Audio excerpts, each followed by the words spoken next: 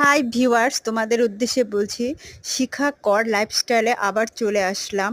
ভালো লাগলে ভিডিওটি লাইকস কমেন্টস করবে, বন্ধুদের সাথে শেয়ার করবে আর সাবস্ক্রাইব করবে, বেল আইকনটা অন করে রাখবে। আর নতুন নতুন ভিডিও পেতে লাইকস কমেন্টস অবশ্যই করবে। তাহলে আমি শুরু করি, মূল রেসিপিতে চলে আসি। আজকে আমি দেখাচ্ছি তোমাদের বাঁধাকপির পকোড়া, একদম ঘরোয়া শর্টকাট টিপস।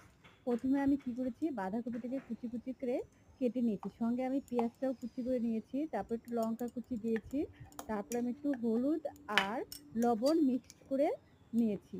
তারপরে এখানে তুমি ইচ্ছে করলে একটু কর্নফ্লাওয়ার দিতে পারো বা চালের গুঁড়ো দিতে পারো, তাহলে মুচমুচে হবে। আর কি করেছি বলো তো, একটু চিনি দিয়েছি ভালো লাগার জন্য। দেখো কড়াইতে তেলটা গরম হয়ে আসছে, তখন আমি বড়াগুলো ছেড়ে দিচ্ছি। প্রথমে আঁচটা কম রাখবে, তারপরে একটু বাড়িয়ে দিবে, তাহলে কি হবে বলো তো, পুরো সুন্দর মুচমুচে বড়া তৈরি হয়ে যাবে। এভাবে আমার পাশে থেকো ভালোবাসা দিয়ে।